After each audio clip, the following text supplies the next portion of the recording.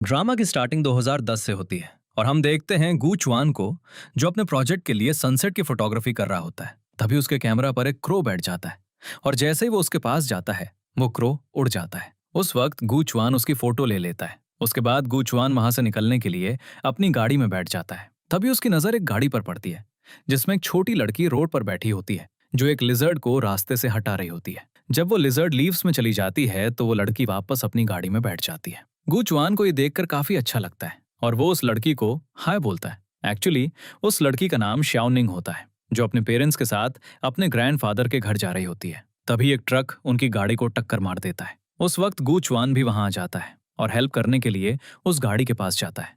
वो door open करने की कोशिश करता है लेकिन डोर लॉक्ड होता है। फिर वो उस ट्रक ड्राइवर से हेल्प मांगता है लेकिन वो हेल्प करने के बजाय उस गाड़ी को और जोर से हिट कर देता है जिससे गाड़ी नीचे खाई में गिर जाती है। इस वजह से गू चुआन भी गाड़ी के साथ नीचे गिर जाता है और वो ट्रक वहां से चला जाता है। अगली सुबह जब गू चुआन की आंख खुलती है तो वो उस बच्ची को गाड़ी के अंदर रोते हुए देखता है जो बुरी तरह से फंसी होती है। तब वो उसे भैया कहकर बुलाती है और कहती है, भैया प्लीज मेरी हेल्प करो ना। लेकिन गू चुआन कुछ नहीं कर पाता क्योंकि उसके दिल के पास एक लकड़ी घुसी होती है। वो सिर्फ उसका हाथ पकड़ता है और कहता है, डरना मत, मैं हूं ना यहाँ तुम्हारे साथ। धीरे धीरे गू चुआन वहां सो जाता है। उसके बाद रेस्क्यू टीम वहां पहुंचती है। फिर 10 साल बाद हम श्याओ निंग को देखते हैं जो अब बड़ी हो चुकी होती है और एक बेकरी में काम करती है। लेकिन किसी इशू की वजह से बेकरी का ओनर अपनी बेकरी को बंद कर देता है जिसकी वजह से श्याओ निंग सैड हो जाती है। फिर हम गू चुआन को देखते हैं जो टोस्ट लेने उसकी बेकरी में आया होता है। श्याओ निंग उसे बताती है, आज बेकरी का आखिरी दिन है इसलिए सारे आइटम्स एकदम फ्री हैं। गू चुआन फिर भी पेमेंट करके चला जाता है। श्याओ निंग ऐसे देखकर उसे आवाज देती है, अरे सुनिए, मैंने कहा ना सब फ्री है। लेकिन गू चुआन वहां से जा चुका होता है इसलिए श्याओ निंग उन पैसों को अपने पास रख लेती है। फिर हम देखते हैं गू चुआन एक डिजाइनिंग कंपनी का सीईओ है और वो अपने मैनेजर चेन रान को अपना भाई मानता है। नेक्स्ट सीन में हम देखते हैं श्याओ निंग अपनी आंट को बताती है, आंट हमारी बेकरी हमेशा के लिए बंद हो गई। तो उसकी आंट कहती है, कहते हैं भगवान एक दरवाजा बंद करता है तो 100 खोल देता है, पर लगता है हमारे लिए तो उसने सारे दरवाजे लॉक करके चाबी ही घुमा दी है। श्याओ निंग उनसे कहती है, आप टेंशन मत लो आंट, मैं कोई ना कोई नई जॉब ढूंढ लूंगी। नेक्स्ट सीन में चेन रान गू चुआन को बताता है, भाई तेरे लिए एक असिस्टेंट रखना ही पड़ेगा, अगर तुझे कुछ हो गया ना तो मैं खुद को कभी शक्ल नहीं दिखा पाऊंगा। गू चुआन उसे असिस्टेंट के लिए मना करता है लेकिन चेंग रान उसकी बात नहीं सुनता। नेक्स्ट सीन में एक मीटिंग में गू चुआन ड्रिंक कर लेता है जिससे उसकी हार्ट बीट तेज हो जाती है जिससे उसका फोन बंद हो जाता है। एक्चुअली जब गू चुआन की हार्ट बीट तेज होती है तो उसमें इलेक्ट्रिक पावर आ जाती है। गू चुआन की कंडीशन खराब होने लगती है इसलिए चेन रान उसे कहता है, बॉस हालत बिगड़ रही है, हमें फौरन यहाँ से निकलना चाहिए। इसके बाद हम देखते हैं श्याओ निंग एज अ ड्राइवर उस होटल के बाहर होती है। जब गू चुआन बाहर आता है तो वो उसे पकड़कर गाड़ी में ले जाने लगती है। गू चुआन ये देखकर शॉक हो जाता है कि श्याओ निंग को उसे टच करने से करंट नहीं लगा था। श्याओ निंग कहती है, अरे मैं आपको जानती हूँ, आप चिल करो, मैं आपको सेफली घर छोड़ दूंगी। गू चुआन पूछता है, तुम मुझे कैसे जानती हो? तो श्याओ निंग कहती है, कल आप जिस बेकरी से टोस्ट लेने आए थे ना, मैं वहीं पर सेल्स गर्ल थी। फिर श्याओ निंग को सामने से ट्रक नजर आता है तो वो गाड़ी साइड पर रोक देती है। वो काफी घबरा जाती है। गू चुआन इस बात को नोटिस करता है। ट्रक के गुजरने के बाद वो नॉर्मल हो जाती है। वो उसे बताती है, वो ट्रक देखकर मेरी थोड़ी हालत खराब हो जाती है इसलिए साइड में रोक ली, शायद उस पुराने कार एक्सीडेंट का ट्रॉमा है। गू चुआन उससे पूछता है, कैसा कार एक्सीडेंट? लेकिन श्याओ निंग उसे कुछ नहीं बताती। इसके बाद हम गू चुआन को घर पर देखते हैं। वो खुद को एक डिवाइस की हेल्प से चार्ज करता है। हमें पता चलता है जब गू चुआन का एक्सीडेंट हुआ था तब उसका हार्ट पूरी तरह डैमेज हो गया था तो डॉक्टर ने उसके रियल हार्ट को निकालकर एक आर्टिफिशियल हार्ट ट्रांसप्लांट कर दिया था। साथ ही डॉक्टर ने उसे एडवाइस दी थी, देख भाई, हार्ट बीट तेज हुई तो बहुत पेन होगा, इसलिए एक्सरसाइज, ड्रिंक और ये प्यार व्यार के चक्करों से दूर ही रहना, वरना तेरा हार्ट जवाब दे जाएगा। इसीलिए वो हार्ट बीट को चेक करने के लिए एक स्मार्ट वॉच पहने रखता है। डॉक्टर ने कहा था, अगर हार्ट बीट 100 से 120 हुई तो तुझसे इतनी बिजली निकलेगी कि एक बल्ब जल जाए, और अगर 180 पहुंच गई ना तो बेटा तू चलता फिरता बम बन जाएगा। यही वजह है कि जब उसकी हार्ट बीट फास्ट होती है तो उसमें करंट फ्लो होने लगता है। वो श्याओ निंग के बारे में सोचता है, हैरानी है उसे करंट क्यों नहीं लगा। नेक्स्ट डे श्याओ निंग गू चुआन की कंपनी में जॉब के लिए आई होती है। वो इंटरव्यू देती है लेकिन गू चुआन उससे इंप्रेस नहीं होता। श्याओ निंग उससे रिक्वेस्ट करती है, सर प्लीज मुझे बस एक चांस दे दीजिए। लेकिन गू चुआन को ऐसे एम्प्लॉय की जरूरत थी जिसे आर्किटेक्चर के बारे में नॉलेज हो, इसलिए वो श्याओ निंग को रिजेक्ट कर देता है। अब वो काफी डिसपॉइंट होकर जा रही होती है। तभी चेन रान उसे देख लेता है। लेकिन उसके उसे रोकने से पहले लिफ्ट का डोर क्लोज हो जाता है। फिर वो गू चुआन को समझाता है, सुन, आज जो लड़की आई थी ना, वो असिस्टेंट के लिए एकदम परफेक्ट चॉइस थी। लेकिन गू चुआन उसकी बात नहीं मानता। नेक्स्ट सीन में शाओनिंग एक बुक स्टोर पर एक बुक लेने लगती है। तभी गू चुआन उस बुक को उठा लेता है। तो शाओनिंग कहती है, मुझे ये बुक चाहिए थी, पर अगर आपको ज्यादा जरूरी है तो आप ले लो। गू चुआन फिर वहां से जाने लगता है तो शाओनिंग उसे कहती है, एक काम करो, बुक मुझे दे दो, मैं बस कॉपी करके आपको वापस कर दूंगी। गू चुआन उसे वो बुक दे देता है और बाहर आ जाता है। शाओनिंग भी उसके पीछे आती है और पूछती है, सर आपने मुझे रिजेक्ट क्यों किया? मुझे सच में इस जॉब की बहुत सख्त जरूरत है। लेकिन गू चुआन कहता है, मुझे तुम्हारी जरूरतों से कोई फर्क नहीं पड़ता। अगर डिजाइनर ही बनना है तो जाकर अपनी पढ़ाई पर फोकस करो। फिर वो उसका हाथ पकड़कर उसे रोड क्रॉस करवाती है और कहती है, मंजिल तक पहुंचने के कई रास्ते होते हैं सर, और मेरी मंजिल तक पहुंचने के लिए मुझे आपकी जरूरत है। नेक्स्ट सीन में गू चुआन को उसके डॉक्टर की कॉल आती है। वो उसे कहते हैं, रूटीन चेकअप का टाइम हो गया है, फटाफट हॉस्पिटल आ जाओ। तो गू चुआन कहता है, मेरे पास इन बोरिंग कामों के लिए टाइम नहीं है, मुझे अपना सारा फोकस अवार्ड जीतने पर लगाना है। तो डॉक्टर कहता है, मतलब तुम्हारी जान से ज्यादा जरूरी तुम्हारे लिए ये अवार्ड्स हैं? तो वो कहता है, बिल्कुल। फिर हम एक फ्लैशबैक देखते हैं जब उसका एक्सीडेंट हुआ था तो उसके पेरेंट्स ने पैसों की परवाह किए बगैर उसका हार्ट ट्रांसप्लांट करवाया था। लेकिन गू चुआन अपनी इस लाइफ से खुश नहीं था। नेक्स्ट डे शाओनिंग जॉब के फर्स्ट डे ऑफिस आती है। उसे रात को गू चुआन ने जॉब ऑफर की थी। शाओनिंग को गू चुआन कहता है, सुनो, तुम मेरी असिस्टेंट जरूर हो, लेकिन मेरे पर्सनल मैटर से दूर रहना। फिर शाओनिंग गू चुआन के साथ मीटिंग में जाती है। वहां पर गू चुआन प्रेजेंटेशन देता है और उसका आइडिया क्लाइंट को पसंद आता है। मीटिंग के बाद जब वो उसे घर ड्रॉप करती है तो वो उसे थैंक्स कहती है, थैंक यू सो मच, आपकी वजह से मुझे मेरी ड्रीम जॉब मिल गई। फिर घर जाते हुए वो गू चुआन को एक नोट पर कुछ लिख कर देती है। घर के अंदर आकर जब गू चुआन उस नोट को देखता है तो उसमें शाओनिंग ने एक फ्लावर ड्रॉ किया होता है। हम गू चुआन के घर एक बॉक्स में लिजर्ड को भी देखते हैं। गू चुआन फिर खुद को उस मशीन से चार्ज करने लगता है। अगले दिन शाओनिंग गू चुआन को पिक करने जाती है। वो उसके लिए ब्रेकफास्ट भी लेकर आई होती है। इसके अलावा सूमान ने भी उसके लिए ब्रेकफास्ट भेजा होता है। ऑफिस में सूमान देखती है कि गू चुआन उसका ब्रेकफास्ट करने के बजाय शाओनिंग का बनाया ब्रेकफास्ट कर रहा है। फिर वो गू चुआन को एक डिजाइन एग्जीबिशन के बारे में बताती है और पूछती है, क्या आप मेरे साथ उस एग्जीबिशन में चलेंगे? वो कहता है, नहीं, मैं जियाओनिंग को ले जा रहा हूँ, उसे काफी कुछ सीखना है अभी। फिर सूमान शाओनिंग से कहती है, तुम्हें एग्जीबिशन की मीटिंग अटेंड करनी है। तभी शाओनिंग को हॉस्पिटल से कॉल आती है। उसकी आंट हॉस्पिटलाइज होती है, इसलिए उसे वहां पर जाना पड़ता है। वो अपनी सिस्टर शाओ यन को भी इस बारे में बता देती है। गू चुआन सूमान से शाओनिंग के बारे में पूछता है तो वो बताती है, मैंने उसे बता तो दिया था, पर उसके बाद वो दिखी नहीं, शायद ड्रेस चेंज करने घर गई हो। शाओनिंग को डॉक्टर बताता है, तुम्हारी आंट के सिर पर गहरी चोट है और वो कोमा में चली गई हैं, हमें तुरंत एमआरआई करना होगा। तभी शाओनिंग को गू चुआन की कॉल आती है। वो उससे पूछता है, तुम हो कहाँ? तो शाओनिंग उसे सॉरी कहती है, सॉरी, मैं आज आपके साथ नहीं आ पाऊंगी, मुझे एक बहुत जरूरी काम आ गया है। तो गू चुआन कहता है, ऐसा क्या काम है जो तुम्हारे ड्रीम से भी ज्यादा जरूरी है? तो शाओनिंग कहती है, सर ये मेरा पर्सनल मैटर है। तभी शाओनिंग के पास एक नर्स आती है जिसकी आवाज गू चुआन सुन लेता है, जिससे उसे आइडिया हो जाता है कि शाओनिंग हॉस्पिटल में है। फिर गू चुआन और सूमान दोनों हॉस्पिटल जाते हैं तो शाओनिंग उनको सिचुएशन बता देती है, मेरी आंट की सर्जरी होने वाली है, इसलिए मैं एग्जीबिशन में नहीं आ सकी। गू चुआन कहता है, टेंशन मत लो, मैं हॉस्पिटल का बिल पे कर देता हूँ। तो शाओनिंग कहती है, नहीं नहीं, उसकी कोई जरूरत नहीं है, आप लोग यहाँ आ गए, मेरे लिए यही बहुत बड़ी बात है। लेकिन गू चुआन कहता है, इसे कंपनी की तरफ से एक लोन समझो, जब आंट ठीक हो जाएंगी तो धीरे धीरे तुम्हारी सैलरी से काट लेंगे।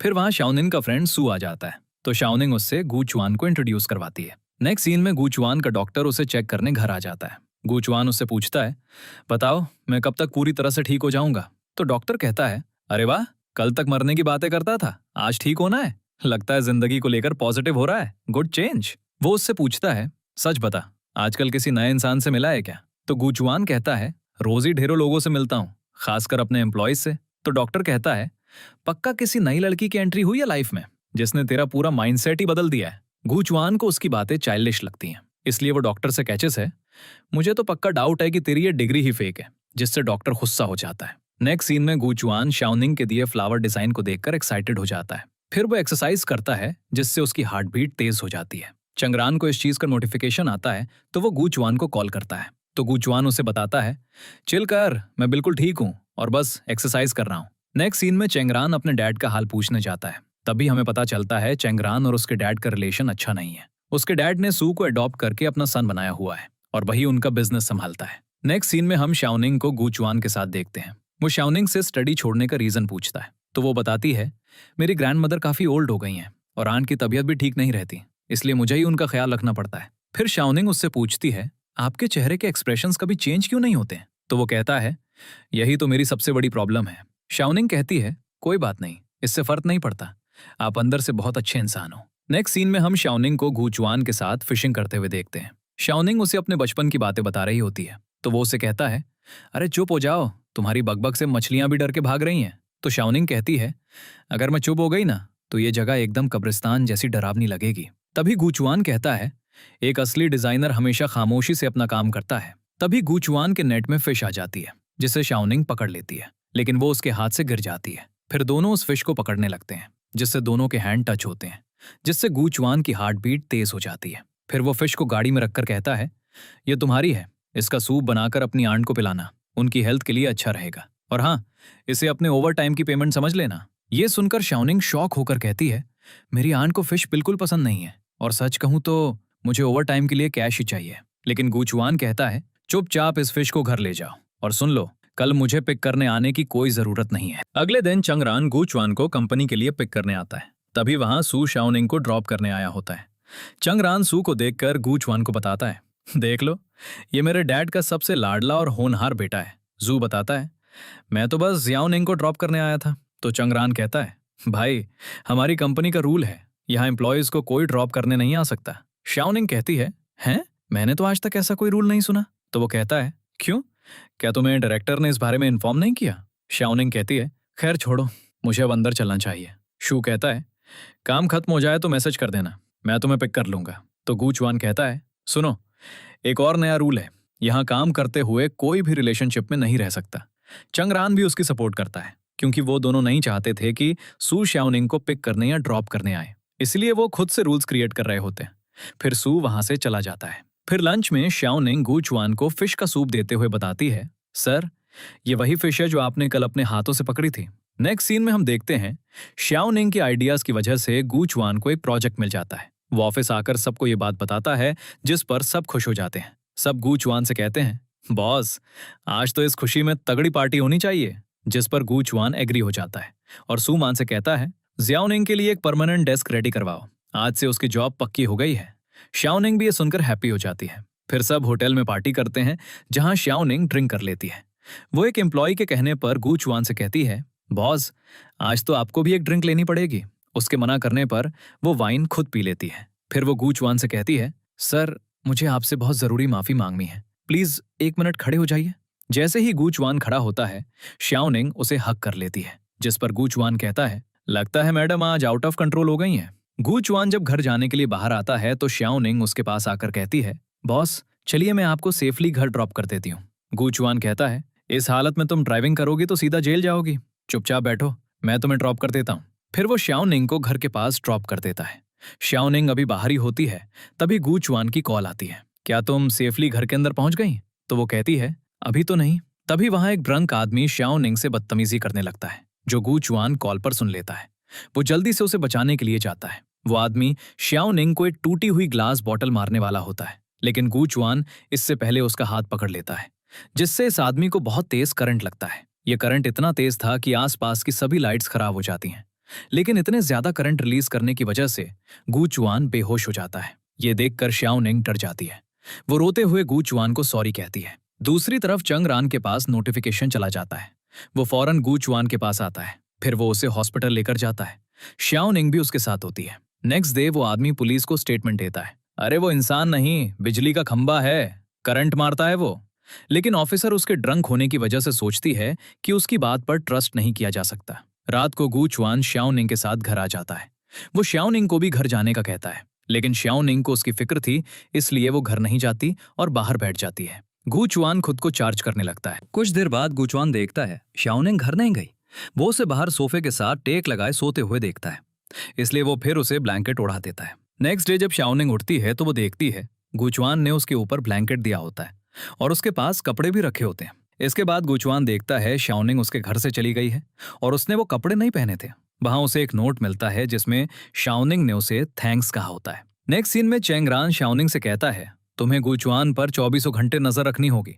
सबसे बेस्ट यही रहेगा कि तुम उसके साथ उसी के घर में शिफ्ट हो जाओ। शाओनिंग कहती है, इसकी क्या जरूरत आन पड़ी, और बॉस, कोई छोटे बच्चे थोड़ी हैं जो मैं हर वक्त उनके पीछे पीछे घूमती रहूं। चैंगरान कहता है, ये बात अभी तुम्हारे दिमाग में नहीं घुसेगी, बस जैसा मैं कह रहा हूं वैसा चुपचाप कर लो। शाओनिंग को कुछ समझ नहीं आता, लेकिन वो ऐसा करने के लिए मान जाती है। फिर चैंगरान उसे अपने वीचैट पर ऐड कर लेता है। फिर वो गूचवान के घर से चला जाता है और शाओनिंग गूचवान के लिए लंच बनाने लगती है। चैंगरान शाओनिंग के स्टेटस पर उसे चाओ यान के साथ देखकर खुश हो जाता है, क्योंकि उसे चाओ यान अच्छी लगती है। नेक्स्ट सीन में चैंगरान चाओ यान को एक रेस्टोरेंट में देखता है। वो उससे पूछता है, क्या जाओनिंग तुम्हारी अच्छी दोस्त है? तो वो कहती है, हाँ है, लेकिन कान खोलकर सुन लो, अगर तुमने उसे जरा भी परेशान किया ना तो मैं तुम्हारी शक्ल बिगाड़ दूंगी। चैंगरान कहता है, अरे मैडम, वो मेरी ही कंपनी में काम करती है। जिस पर चाओ यान शॉक हो जाती है। उसे शाओनिंग ने बताया था कि उसका बॉस बहुत हैंडसम है, लेकिन यहाँ तो ऐसा नहीं है। इसलिए वो सोचती है, लगता है मुझे सबसे पहले ज्याओनिंग की आंखों का चेकअप करवाना पड़ेगा। प्रेजेंट में चैंगरान झाओयान से कहता है, सच कहूं तो मैं तुम्हें बहुत ज्यादा पसंद करने लगा हूं। झाओयान कहती है, अच्छा, ऐसा क्या खास देख लिया मुझ में? तो वो कहता है, सच बताऊं, मुझे तुम्हारा यह खूबसूरत चेहरा बहुत पसंद है। लेकिन झाओयान उसे रिजेक्ट करके चली जाती है। दूसरी तरफ गूचवान और शाओनिंग लंच कर रहे होते हैं। तभी डोर बेल होती है। शाओनिंग चेक करने जाती है तो गूचवान भी उसके पीछे जाता है। अचानक दोनों आपस में टकराकर एक दूसरे के ऊपर गिर जाते हैं। बाहर गूचवान के पेरेंट्स खड़े सोच रहे होते हैं, इतनी देर हो गई, इस लड़के ने अभी तक दरवाजा क्यों नहीं खोला? गूचवान की मॉम को पासवर्ड याद आ जाता है, जिससे वो डोर अनलॉक करके अंदर आ जाती हैं। लेकिन फिर उन दोनों को इस कंडीशन में देखकर वापस बाहर चली जाती हैं। वो अपने हस्बैंड से कहती हैं, मुझे लग रहा है हम गलती से किसी और के घर में घुस आए हैं। मैंने अभी अभी अंदर एक लड़की को देखा। गूचवान के डैड कहते हैं, अरे तुमने अपने बेटे को 5 साल बाद देखा है, हो सकता है तुम्हें कोई वहम हो रहा हो। फिर वो दोनों अंदर जाते हैं, जहां गूचवान उनको शाओनिंग से इंट्रोड्यूस करवाता है। गूचवान की मॉम शाओनिंग से मिलकर बहुत खुश होती हैं। वो उससे पूछती हैं, बताओ बेटा, तुम दोनों कब से एक दूसरे के साथ हो? तो शाओनिंग कहती है, अरे नहीं आंटी, मैं तो बस बॉस की असिस्टेंट हूँ, प्लीज आप कुछ गलत मत समझिए। फिर शाओनिंग वहां से चली जाती है। गूचवान कंप्यूटर पर काम कर रहा होता है तो उसकी मॉम कहती हैं, बेटा मान गए तुम्हारी चॉइस को, तुम्हारी गर्लफ्रेंड सच में बहुत प्यारी है। वो कहता है, मॉम मैंने अभी बताया ना, वो सिर्फ मेरी असिस्टेंट है और कुछ नहीं। फिर वो उनसे पूछता है, वैसे आप लोग यहाँ कब तक रुकने वाले हैं? इस बात पर उसके डैड हर्ट हो जाते हैं। वो कहते हैं, हम इतने दिनों से दर बदर होटल में धक्के खा रहे हैं, अगर तुम्हारा ये घर हमारा नहीं है तो ठीक है, हम अभी यहाँ से चले जाते हैं। उसकी मॉम कहती हैं, अरे शांत हो जाइए, हम बस यहाँ कुछ दिन रुकेंगे, फिर अपना कोई घर ढूंढकर वहां शिफ्ट हो जाएंगे। लेकिन गूचवान के डैड गुस्सा होके गूचवान को बातें सुनाने लगते हैं। एक्चुअली वो अपने बेटे के साथ रहना चाहते हैं, लेकिन गूचवान उनके साथ नहीं रहना चाहता। अपने डैड की बातों का भी उस पर कोई इफेक्ट नहीं होता। वो कहता है, मैं साफ साफ कह रहा हूँ, मैं नहीं चाहता कि आप लोगों की वजह से मेरी लाइफ में कोई भी डिस्टर्बेंस हो। इस बात पे उसके डैड बहुत हर्ट होकर कहते हैं, तुझे जरा भी अंदाजा है, तेरे एक्सीडेंट के बाद हमने पागलों की तरह तेरा ट्रीटमेंट करवाया था और तेरी मॉम ने दिन रात एक करके तेरी देखभाल की थी, और तू ये सब कह रहा है? लेकिन गूचवान पर उनकी बात का कोई असर नहीं होता। वो उनसे कहता है, तो फिर आप लोग यही मान लीजिए कि आपका कभी कोई बेटा था ही नहीं। ये सुनकर उसके डैड गुस्से से चले जाते हैं। नेक्स्ट सीन में शाओनिंग एक मॉडल डिजाइन कर रही होती है। वो सारा दिन उसी को बनाने में लगा देती है। रात को गूचवान उसके मॉडल को देखकर कहता है, तुमने इतना सारा ग्लू थोपकर इसकी पूरी डायमेंशन ही बिगाड़ दी है, मुझे ये बिल्कुल पसंद नहीं आया। खैर छोड़ो, चलो खाना खाते हैं। खाने के बाद वो दोनों घर जाने के लिए लिफ्ट में होते हैं। गूचवान उसे समझा रहा होता है, तभी लाइट चली जाती है, जिससे लिफ्ट रुक जाती है। शाओनिंग सोचती है, मेरी किस्मत इतनी खराब है, जहां जाती हूँ मेरा बैड लक मेरे पीछे पीछे आ जाता है। तो गूचवान कहता है, अगर तुम हमेशा ऐसा नेगेटिव ही सोचती रहोगी तो तुम्हारे साथ लाइफ में ऐसा ही होता रहेगा। फिर एक पर्सन उनकी हेल्प के लिए आ जाता है। शाओनिंग बाहर निकलकर गूचवान को बाहर निकालने के लिए हाथ बढ़ाती है तो गूचवान को पास्ट के फ्लैशेस आने लगते हैं। उसे लगता है, शायद मैं इससे पास्ट में पहले भी मिल चुका हूँ। फिर शाओनिंग उसे घर ड्रॉप कर देती है। नेक्स्ट सीन में जो यान शाओनिंग से चेन रान के बारे में पूछती है तो वो उसे बताती है, अरे वो तो हमारी कंपनी का इन्वेस्टर है। जो यान कहती है, वो इंसान मुझे बिल्कुल भी ठीक नहीं लगा, तुम उससे जितना दूर रहो उतना ही अच्छा है। शाओनिंग कहती है, ऐसा मत बोलो, वो बहुत ही स्वीट और हमेशा स्माइल करने वाला इंसान है। नेक्स्ट सीन में शाओनिंग गूचवान के घर आ जाती है। दूसरी तरफ गूचवान के पेरेंट्स अपने घर जा रहे होते हैं। गूचवान की मॉम सुमान को बताती हैं, मुझे इतनी खुशी है कि फाइनली गूचवान को अपने लिए एक लड़की मिल गई जो उसकी अपनी असिस्टेंट है। सुमान ये सुनकर शॉक हो जाती है। शाओनिंग गूचवान के साथ अपने मॉडल पर काम कर रही होती है। गूचवान उसके मॉडल को ठीक कर देता है। फिर शाओनिंग घर जाने लगती है तो उसकी डायरी गलती से वहां गिर जाती है। नेक्स्ट सीन में चेन रान गूचवान के घर आया होता है। वो उसे बताता है, यार मुझे झाओ यान से सच्चा वाला प्यार हो गया है, पर उसने सीधे मुंह मुझे रिजेक्ट कर दिया। गूचवान उसे कहता है, अपना ये रोना धोना बंद कर और अभी मेरे घर से निकल जा। लेकिन वो फ्लोर पर लेट जाता है। गूचवान उसे चेक करता है, अरे यार, ये तो यहीं लुढ़क गया। इसलिए गू चुआन उसे उठाकर सोफे पर लेटा देता है। ऐसे में उसकी नजर शाओ निंग की डायरी पर पड़ती है, तो वो उसे उठा लेता है। नेक्स्ट सीन में गू चुआन शाओ निंग की डायरी में उसके डिजाइन पर एनोटेटिंग कर रहा होता है। तभी चेन रान उससे पूछता है, भाई ये किसकी डायरी हाथ लग गई तुझे? फिर वो उस पर शाओ निंग का नेम देखकर कहता है, ओहो, तो इसका मतलब फाइनली हमारे बॉस को शाओ निंग से प्यार हो ही गया। गू चुआन कहता है, हाँ बिल्कुल, मुझे अपनी कंपनी के हर एम्प्लॉय से प्यार है। चेन रान कहता है, तू टेंशन मत ले, मैं खुद ये डायरी शाओ निंग को दे आऊंगा। नेक्स्ट डे शाओ निंग गू चुआन को ऑफिस में ना देखकर उसके घर आ जाती है। गू चुआन उसे बताता है, मैं जरा एक जरूरी प्रोजेक्ट में फंसा हुआ हूँ। फिर शाओ निंग भी वहीं पे अपनी स्टडी करने लगती है। उसे कुछ समझ नहीं आता तो वो गू चुआन से कहती है, सर प्लीज मेरी थोड़ी सी हेल्प कर दो ना। तो गू चुआन उसकी हेल्प करने लगता है। ऐसा करते दोनों काफी क्लोज आ जाते हैं, जिससे गू चुआन की हार्ट बीट तेज हो जाती है। वो सोचता है, आखिर मेरे साथ ऐसा क्यों हो रहा है। शाओ निंग फिर उसके लिए पानी लेकर आती है। तब अचानक लाइट चली जाती है। गू चुआन कहता है, लगता है कहीं शॉर्ट सर्किट हुआ है। तो शाओ निंग किसी मैकेनिक को कॉल करने लगती है। इलेक्ट्रिशियन के आने पर शाओ निंग उसे काम के बारे में बताती है। उसे गू चुआन कहीं पर नजर नहीं आता, तो उसे ढूंढने लगती है। फिर वो उसके चार्ज वाले रूम में पहुंच जाती है। तभी लाइट्स ऑन हो जाती हैं। शाओ निंग उस रूम को देखकर शॉक हो जाती है। तभी गू चुआन भी वहां उसे देख लेता है। वो उसे कहता है, तुम यहाँ अंदर क्या कर रही हो? तो शाओ निंग कहती है, मैं तो आपको ढूंढते हुए यहाँ आ गई थी, पर सर अब मुझे आपके इस बड़े सीक्रेट का पता चल चुका है। इस बात पर गू चुआन थोड़ा डर जाता है। वो कहता है, कैसा सीक्रेट? तो शाओ निंग कहती है, यही कि आपने छुप छुप कर लाइव स्ट्रीमिंग करने के लिए ये पूरा सेटअप लगा रखा है। ये सुनकर गू चुआन रिलैक्स होकर शाओ निंग को रूम से बाहर ले आता है। वो उसे कहता है, सुनो, बिना परमिशन तुम दोबारा इस रूम में कभी मत आना। और ये कोई लाइव स्ट्रीमिंग रूम नहीं है, बस एक नॉर्मल गेमिंग रूम है। फिर ये दोनों ऑफिस जाने लगते हैं। गू चुआन कहता है, आज मौसम काफी अच्छा हो रहा है, हम वॉक करते हुए ही ऑफिस जाएंगे। रास्ते में एक स्टोर से शाओ निंग जूस लेने के लिए रुकती है, तो गू चुआन वहां से एक हेयर पिन का पैकेट ले लेता है। वहां शाओ निंग को उसका क्लासमेट मिल जाता है जो वहां पर जॉब करता है। बाहर आकर शाओ निंग गू चुआन को बताती है, पता है ये लड़का हमारी पूरी यूनिवर्सिटी का सबसे हैंडसम लड़का हुआ करता था। ये सुनकर गू चुआन को जेलसी फील होती है।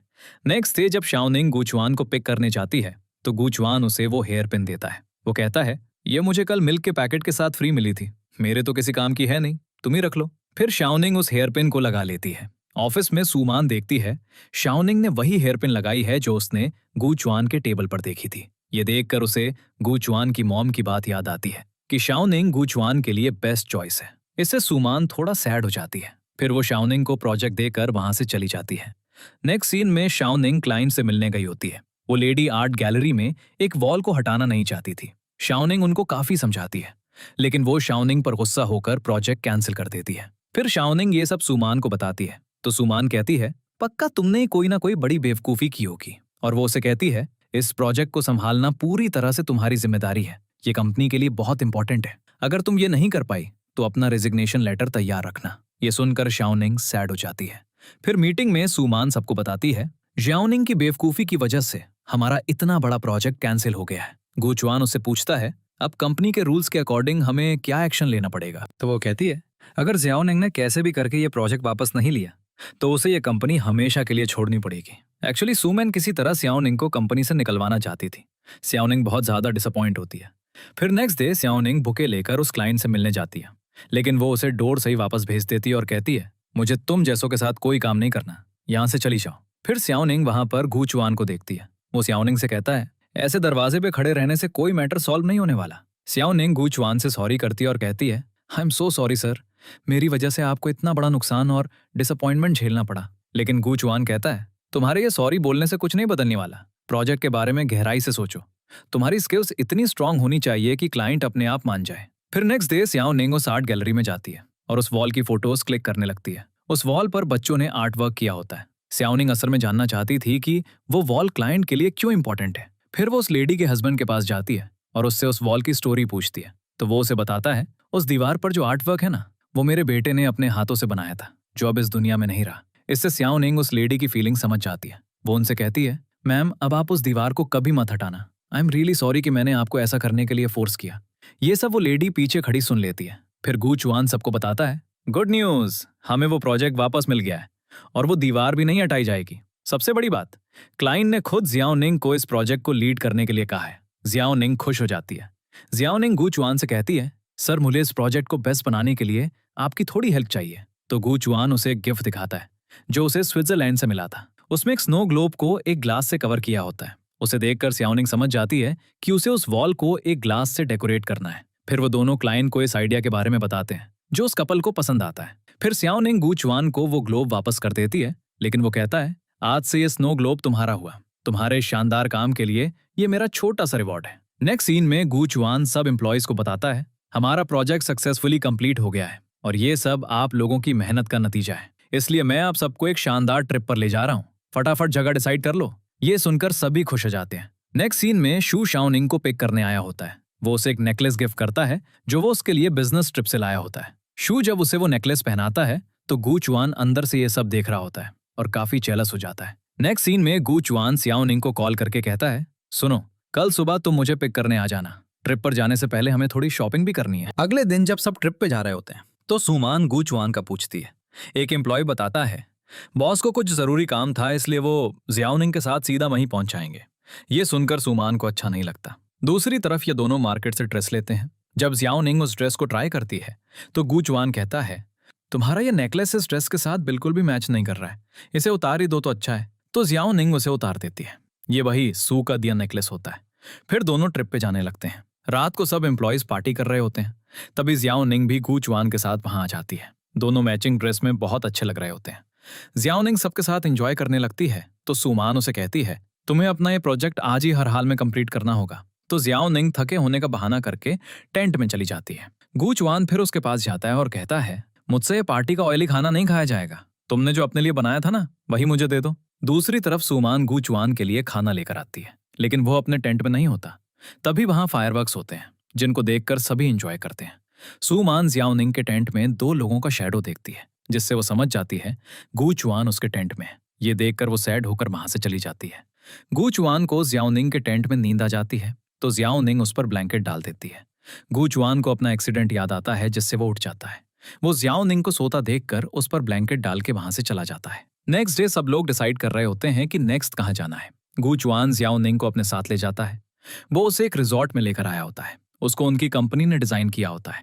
फिर दोनों वहां वॉक करने लगते हैं। फिर जियाओनिंग स्केटिंग करते हुए गिरने वाली होती है, लेकिन गूचवान उसे हक कर लेता है जिससे दोनों गिर जाते हैं। जियाओनिंग उसके ऊपर होती है। वो स्लिप करते काफी दूर चले जाते हैं।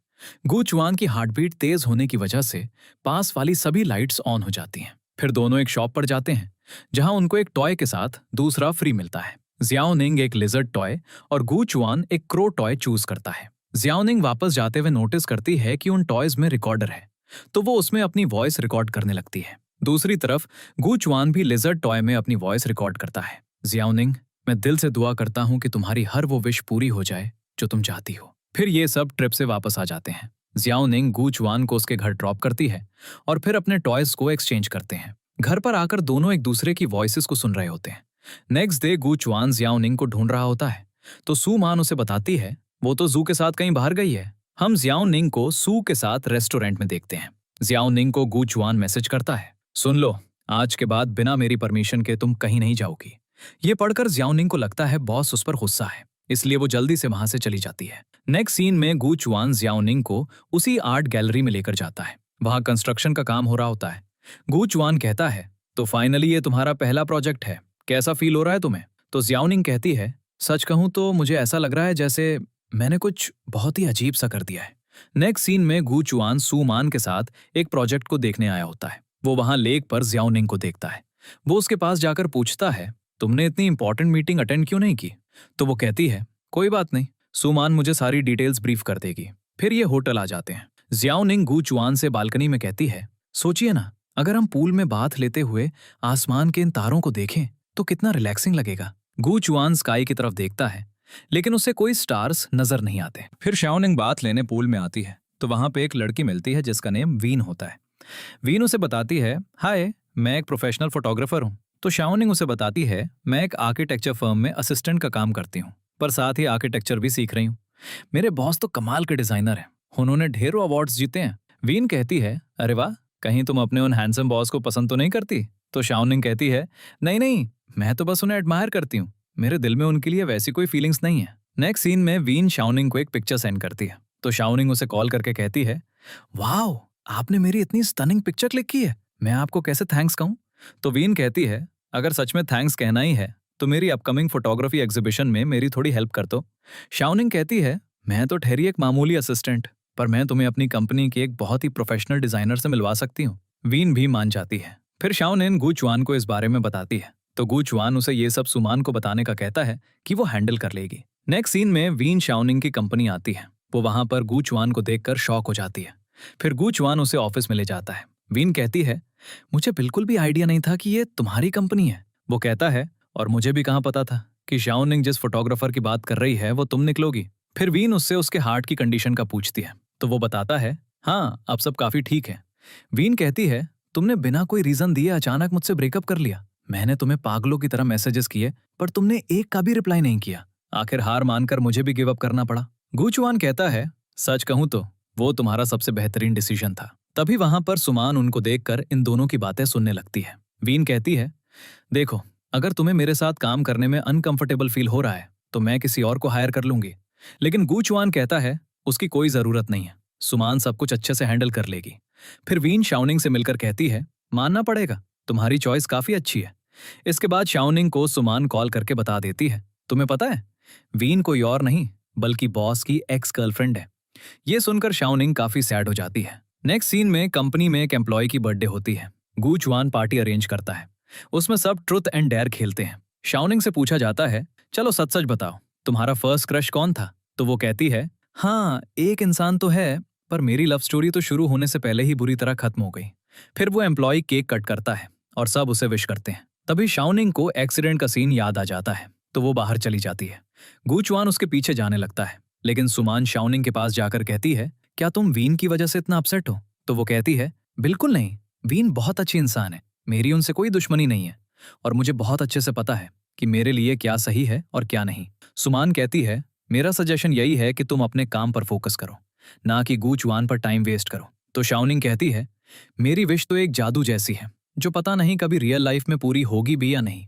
नेक्स्ट सीन में जब शाओनिंग गुचुआन को पिक करती है तो वो उसे बताता है, आज हम दोनों को एक खास प्रोजेक्ट के सिलसिले में एक इंसान से मिलने जाना है और वो कोई और नहीं बल्कि मेरे टीचर हैं। फिर ये दोनों एयरपोर्ट पर फ्लाइट का वेट कर रहे होते हैं। गुचुआन उससे पूछता है, इतनी गहराई से क्या सोच रही हो? तो वो कहती है, मैं बस यही सोच रही थी कि आप मुझे अपने साथ इतनी दूर क्यों लेकर जा रहे हैं? मुझे तो ऐसे प्रोजेक्ट्स का रत्ती भर भी एक्सपीरियंस नहीं है। गुचुआन कहता है, मैं जिस जियाओनिंग को जानता हूं ना, वो बहुत टैलेंटेड और स्मार्ट है। फिर ये दोनों वहां पर पहुंच जाते हैं।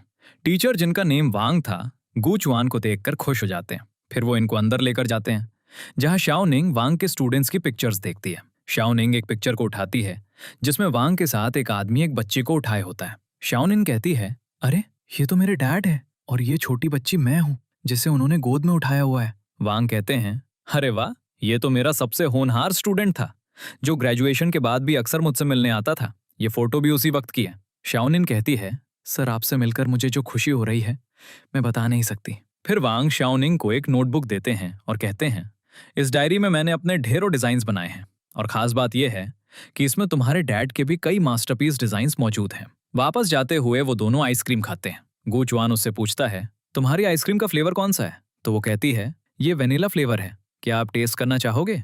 फिर वो गुचुआन को टेस्ट करवाती है। गुचुआन उसकी झूठी आइसक्रीम टेस्ट कर लेता है। फिर वो उसे वेन के बारे में बताता है। वेन और मेरी दोस्ती ग्रेजुएशन के टाइम पर शुरू हुई थी। फिर मैं अब्रॉड चला गया, पर हम कांटेक्ट में थे और मैं अक्सर छुट्टियों में कोरिया आता था। फिर कुछ रीजन से हमारा ब्रेकअप हो गया और मैं उससे दोबारा कभी नहीं मिला, अनटिल तुम्हारी वजह से हमारी मुलाकात हुई। लेकिन अब मैंने उस चैप्टर पर हमेशा के लिए फुल स्टॉप लगा दिया है। तो शाओनिंग कहती है, पर फुल स्टॉप ही क्यों, कॉमा भी तो लगा सकते थे ना। इस बात पर फिर दोनों स्माइल करने लगते हैं। फिर शाओनिंग को वहां एक कैट नजर आती है तो वो उसे कहती है, सर फॉर प्लीज इस प्यारी सी बिल्ली को आप रख लीजिए ना। गुचुआन मान जाता है। नेक्स्ट सीन में सुमान को एक हेल्पर की नीड होती है तो गुचुआन शाओनिंग से कहता है, तुम जाकर इस प्रोजेक्ट में सुमान की थोड़ी हेल्प कर दो। शाओनिंग उसके साथ काम नहीं चाहती, लेकिन वो गुचुआन को कुछ नहीं कहती। रात को जब शाओनिंग गुचुआन को ड्रॉप करने जाती है तो वो उसे बताता है, तुम्हारी ये बिल्ली कुछ अजीब सा बर्ताव कर रही है आजकल। तो शाओनिंग उसे देखने अंदर जाती है। शाओनिंग उसे देखकर कहती है, अरे इसने खा खा कर बहुत वेट गेन कर लिया है, बस इसीलिए थोड़ी लेजी हो गई है और कुछ नहीं। फिर गुचुआन उसे कैट का रूम दिखाता है। तभी गुचुआन को सुमान कॉल करके कहती है, बॉस जल्दी से अपनी मेल्स चेक कर लीजिए। जब गुचुआन चेक करता है तो पता चलता है उसने WI अवार्ड विन किया है, जो उसका ड्रीम था। लेकिन गुचुआन को इसकी कोई खुशी नहीं होती। अगले दिन कंपनी में सबको गू चुआन के अवार्ड विन करने वाली बात का पता चल जाता है, इसलिए सब बहुत खुश होते हैं। फिर जैसे ही गू चुआन कंपनी में एंटर होता है, सब उसे कॉन्ग्रेचुलेशंस देने लगते हैं। लेकिन गू चुआन के फेस पर कोई खुशी नहीं होती। वो सारे एम्प्लॉयज को थैंक्स बोलकर अपने ऑफिस में चला जाता है। इसके बाद हम शाओनिंग और गू चुआन को लिफ्ट में देखते हैं। वो कहता है, आज तुम रहने दो, मैं खुद ड्राइव करके घर चला जाऊंगा। शाओनिंग कहती है, क्या आपको इतना बड़ा अवार्ड जीतने की जरा भी खुशी नहीं है? फिर बाहर शाओनिंग गू चुआन से कहती है, मुझे नहीं पता कि आप अंदर से इतने उदास क्यों हैं, पर फाइनली आपका सबसे बड़ा ड्रीम पूरा हो गया है, आपको थोड़ा तो खुश होना चाहिए। गू चुआन कहता है, मैंने अपनी लाइफ का इकलौता मकसद पूरा कर लिया है, अब कुछ बचा ही नहीं है। तो शाओनिंग कहती है, तो फिर आप अपनी लाइफ का कोई नया और खूबसूरत मकसद बना लीजिए, और अगर इसमें आपको मेरी हेल्प चाहिए ना, तो मैं हमेशा आपके साथ रेडी हूँ। फिर गू चुआन वहां से चला जाता है। नेक्स्ट डे गू चुआन अवार्ड सेरेमनी के लिए रेडी होकर आता है तो शाओनिंग को वो बहुत हैंडसम लगता है। फिर वो सेरेमनी में चले जाते हैं जहां सुमान भी आई होती है। गू चुआन को जब अवार्ड दिया जाता है तो उसके फेस पे थोड़ी सी भी स्माइल नहीं थी। वो सबको स्पीच देता है। जब उससे उसके फ्यूचर प्लान का पूछा जाता है तो वो कहता है, फिलहाल तो मेरा कोई फ्यूचर प्लान नहीं है, पर हाँ, मैं किसी खास इंसान के एडवाइस का वेट जरूर कर रहा हूँ। वो ऐसा शाओनिंग को देखकर कहता है। ये चीज सुमान भी नोटिस करती है। पार्टी के बाद शाओनिंग गू चुआन के साथ होती है। वो डरते हुए गू चुआन से पूछती है, सर, क्या मुझे भी आपके उन फ्यूचर प्लान्स में एक छोटी सी जगह मिल सकती है? मुझे पता है मैं आपके लेवल की बिल्कुल नहीं हूं, पर मैं प्रॉमिस करती हूँ मैं हमारे बीच का ये डिफरेंस खत्म करने के लिए दिन रात मेहनत करूंगी। गू चुआन कहता है, तो क्या तुम मुझे सच में पसंद करने लगी हो? तो वो कहती है, मैं आपको अभी के अभी कोई भी आंसर देने के लिए बिल्कुल फोर्स नहीं करूंगी। तो वो कहता है, मेरा मानना है कि फिलहाल तुम्हें सिर्फ अपने काम पर कॉन्सेंट्रेट करना चाहिए। और फिर उसे घर जाने का कहता है। घर आकर वो लिजर्ड डॉल में गू चुआन की रिकॉर्डिंग सुनती है, जिसमें गू चुआन कहता है, भगवान करे कि तुम्हारे सारे खूबसूरत ख्वाब पूरे हो जाएं। दूसरी तरफ गू चुआन भी उस क्रो टॉय में शाओनिंग की आवाज सुनकर उसे मिस करने लगता है। वो खुद से कहता है, ऐसा बिल्कुल नहीं है शाओनिंग कि मैं तुम्हारी बात सुनना नहीं चाहता, बस मेरे अंदर अब हिम्मत ही स्किल सी है। मैं एक ऐसा बदनसीब इंसान हूं जो कभी एक नॉर्मल और खुशहाल लाइफ नहीं जी सकता। नेक्स्ट डे गू चुआन कंपनी नहीं आता। चैंग रान सबको बताता है, बॉस कुछ दिन ऑफिस नहीं आएंगे।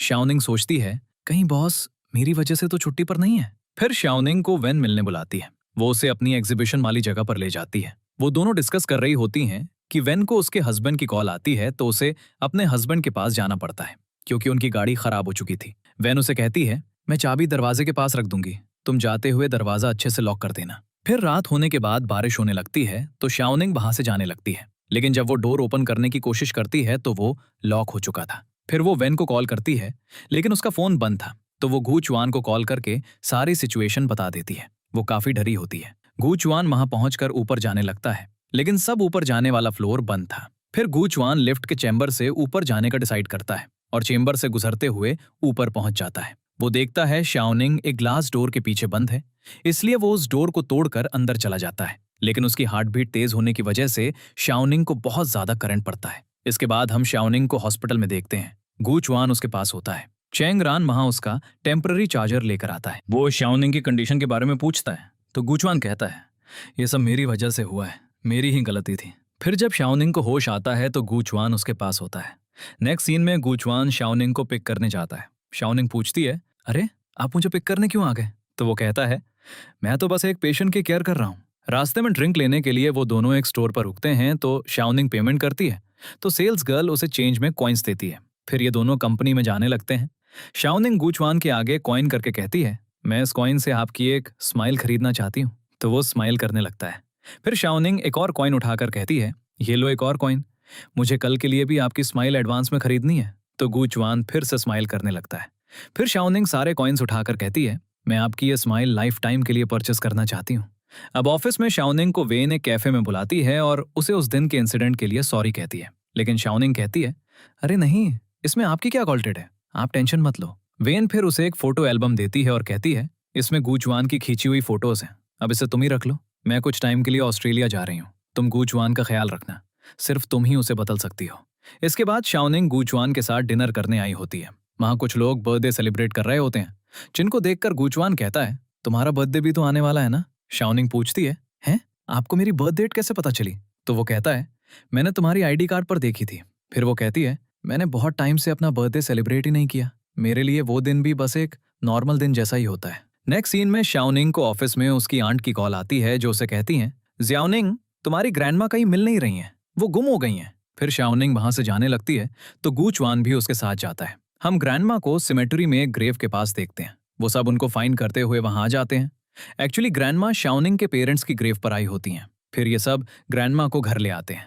ग्रैंडमा गूचवान को अपना बेटा समझ रही होती है तो शाओनिंग उनको पुरसाती है, ग्रैंडमा ये मेरे बॉस हैं। तो ग्रैंडमा कहती हैं, मेरी जियाओनिंग बहुत ही प्यारी और अच्छी लड़की है। गूचवान कहता है, हाँ बिल्कुल, जियाओनिंग इस पूरी दुनिया में सबसे अच्छी लड़की है। फिर वो सब शाओनिंग की बर्थडे सेलिब्रेट करते हैं।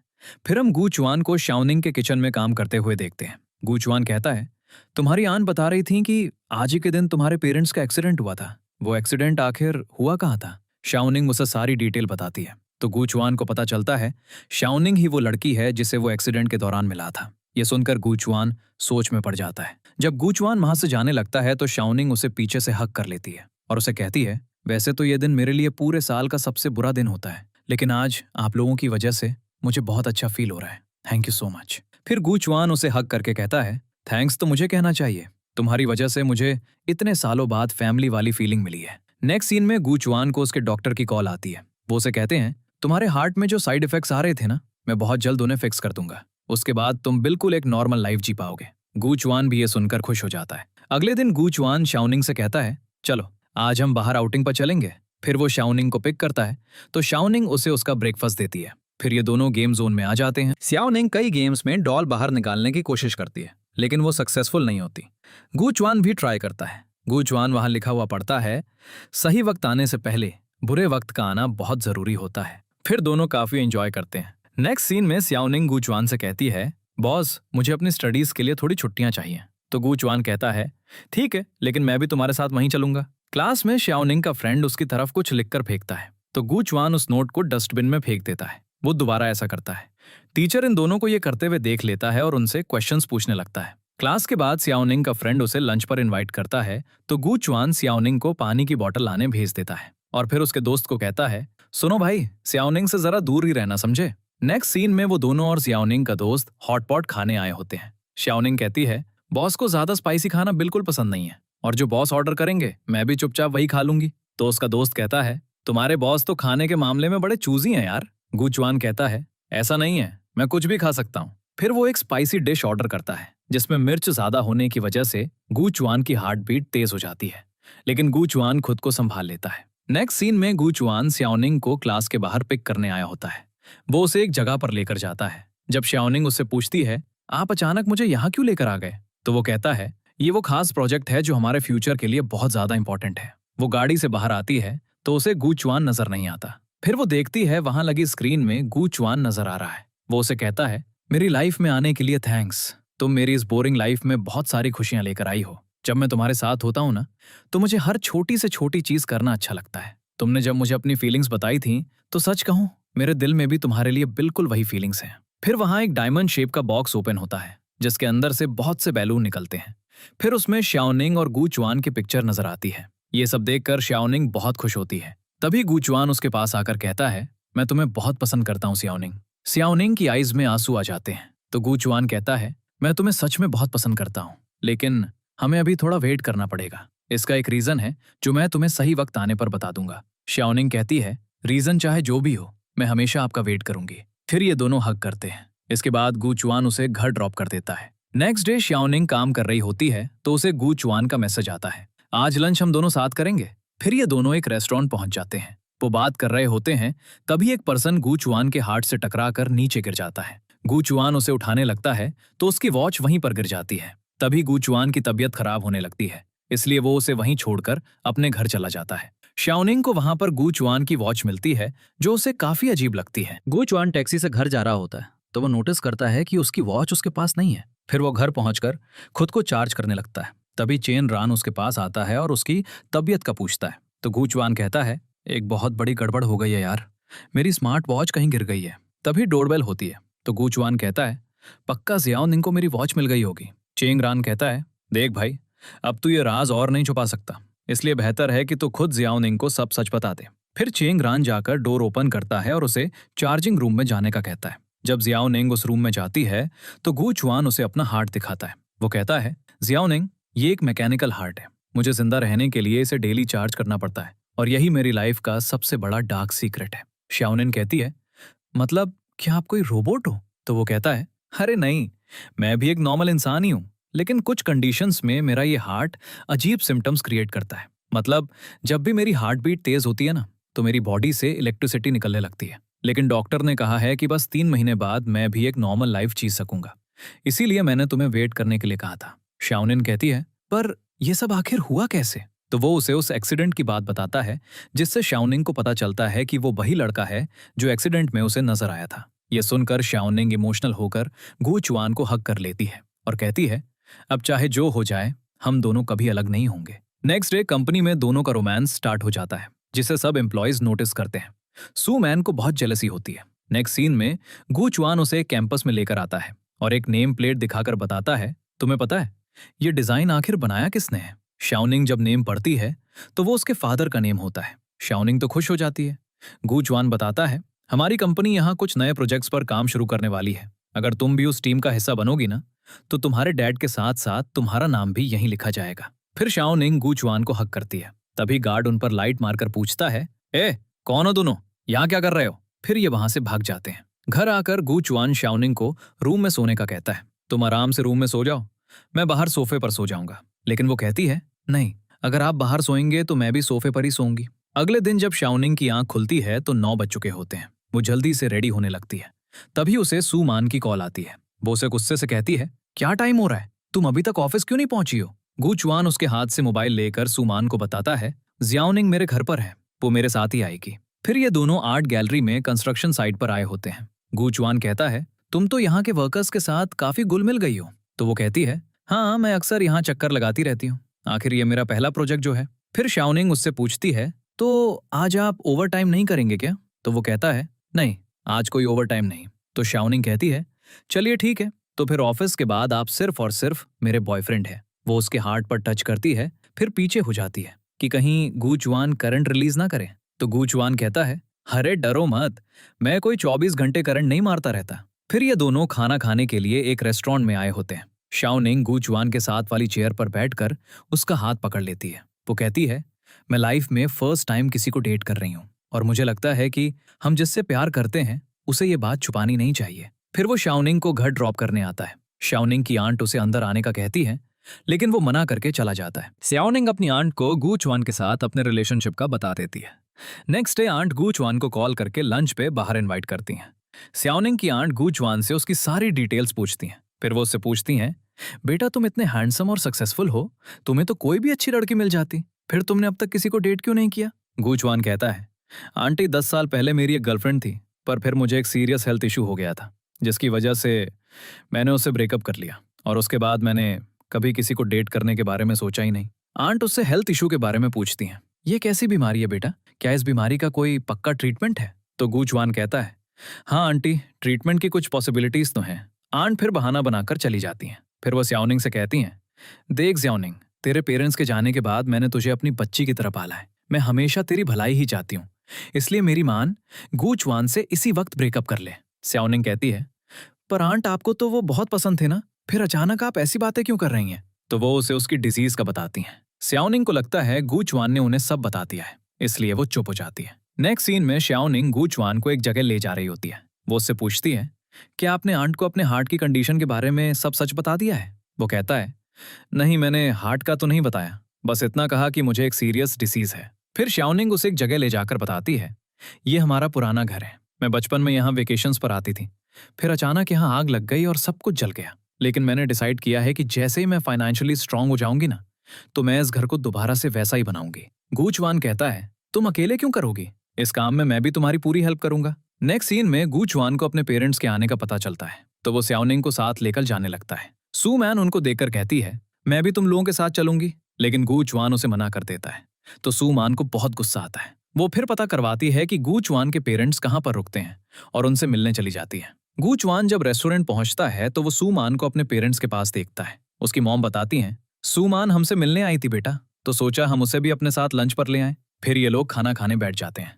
खाने के दौरान गू चुआन की मॉम पानी मांगती हैं, तो शाओनिंग उनको जग पकड़ाने लगती है, लेकिन उसके हाथ से जग नीचे गिर जाता है। फिर गू चुआन को उसकी केयर करते हुए उसके पेरेंट्स काफी कुछ समझ जाते हैं। नेक्स्ट सीन में सुमान ड्रंक हालत में गूचवान के घर चली जाती है। वो डोर ओपन करता है तो सुमान उसे हक कर लेती है। फिर गूचवान उसे पानी देता है। फिर सुमान उसे कहती है, मैं तुम्हें बहुत पसंद करती हूँ गूचवान, मैं तुमसे प्यार करती हूँ। गूचवान कहता है, तुम इस वक्त बहुत ज्यादा नशे में हो सुमान, अच्छा होगा कि तुम अभी अपने घर जाओ। सुमान कहती है, तुम आज तक मेरी फीलिंग्स को समझ ही नहीं पाए। गूचवान कहता है, देखो सुमान, हम सिर्फ बिजनेस पार्टनर्स हैं और बहुत अच्छे दोस्त हैं। इसके अलावा मेरे दिल में तुम्हारे लिए और कोई फीलिंग्स नहीं है। नेक्स्ट सीन में श्याओनिंग गूचवान की मॉम से मिलती है। वो श्याओनिंग से मिलकर बहुत खुश होती हैं और कहती हैं, तुम सच में बहुत प्यारी हो बेटा, मुझे तुम बहुत पसंद हो। वो जियाओनिंग को बताती हैं, जियाओनिंग बेटा, गूचवान एक नॉर्मल इंसान नहीं है। तो जियाओनिंग कहती है, हाँ आंटी मुझे सब पता है, उनका एक मैकेनिकल हार्ट है, पर सच कहूँ तो मुझे इस बात से कोई फर्क नहीं पड़ता। फिर हम श्याओनिंग को उनके साथ डिनर करते देखते हैं। गूचवान इनसे उसके कोल्ड बिहेवियर के लिए सॉरी करता है। गूचवान की मॉम कहती हैं, हमें जियाओनिंग बहुत पसंद है गूचवान, इतनी अच्छी और समझदार लड़की तुम्हें ढूंढने से भी कहीं नहीं मिलेगी। गूचवान जियाओनिंग का हाथ पकड़कर कहता है, मैं जानता हूँ मॉम, मेरे लिए तो ये ऊपर वाले का दिया हुआ सबसे खूबसूरत गिफ्ट है। नेक्स्ट सीन में श्याओनिंग गूचवान के ऑफिस में उसके लिए फ्रूट जूस लेकर जाती है। उसका मूड थोड़ा ऑफ था तो गूचवान उससे रीजन पूछता है, क्या हुआ, तुम अपनी स्टडीज को लेकर इतनी परेशान क्यों हो? श्याओनिंग कहती है, हाँ बॉस, थोड़ी सी टेंशन हो रही है। तो वो कहता है, अभी तो मैं अपने इस प्रोजेक्ट में थोड़ा फंसा हुआ हूँ, पर प्रॉमिस मैं जल्दी से जल्दी अपना काम खत्म करके तुम्हारी पूरी हेल्प करूंगा। घर आने के बाद गूचवान श्याओनिंग को सारा स्टडी मटेरियल देता है। बाहर एक डिलीवरी बॉय आया होता है। गूचवान उसके लिए डोर ओपन करता है और पेन लेने अंदर आता है तो उनकी कैट बाहर चली जाती है। फिर ये दोनों कैट को ढूंढने लगते हैं। श्याओनिंग उसे गाड़ी के पास ढूंढ लेती है। वो गूचवान के सामने उसे कहती है, अरे ओ मैडम, क्या तुम भी मेरी तरह दिन भर घर में रह रहकर बोर हो गई हो? गूचवान कहता है, तो क्या तुम घर में रहते रहते सच में बोर हो गई हो? तो श्याओनिंग कहती है, हाँ यार सच में, अब तो मेरा सिर दर्द होने लगा है, क्यों ना हम थोड़ा सा ब्रेक लेकर चिल करें। नेक्स्ट सीन में शू सुमान से बार में मिलता है। वो उसे अपना कार्ड देकर कहता है, हम दोनों का दर्द बिल्कुल एक जैसा है सुमान, इसलिए बेहतर यही होगा कि हम साथ मिलकर काम करें। नेक्स्ट डे शू चैन रान के डैड की कंपनी का एक प्रोजेक्ट लेकर गूचवान के पास आता है। वो उसे बताता है, और पता है मैं बहुत ही जल्द इस कंपनी का नया सीईओ बनने वाला हूँ। गूचवान को प्रोजेक्ट में कुछ गड़बड़ लगती है, इसलिए वो चैंग रैन को कॉल करके बताता है और उसे सीईओ बनने वाली बात भी बताता है। चैंग रैन, कुछ तो बड़ी गड़बड़ चल रही है, तुझे अपने डैड से जाकर इस बारे में सीरियसली बात करनी चाहिए। फिर चैंग रैन अपने डैड के पास जाता है और उनसे बात करता है तो उसके डैड उसे कहते हैं, सिर्फ बातों से कुछ नहीं होता, तुम खुद को प्रूव करके दिखाओ कि तुम इस कंपनी को संभालने के काबिल हो। तो चैंग रैन कहता है, ठीक है डैड, हमारी कंपनी में बहुत जल्द एक बड़ा डिजाइनिंग कंपटीशन होने वाला है, मैं आपको वही जीत कर प्रूव करूंगा कि मैं क्या कर सकता हूँ। नेक्स्ट सीन में चैंग रैन कंपनी में सबको कंपटीशन का बताता है। गूचवान कहता है, गाइस, हमें चैंग रैन को किसी भी कीमत पर डिसअपॉइंट नहीं करना है, हम अपना बेस्ट देंगे। फिर सभी एम्प्लॉइज कंपटीशन पर काम करने लगते हैं।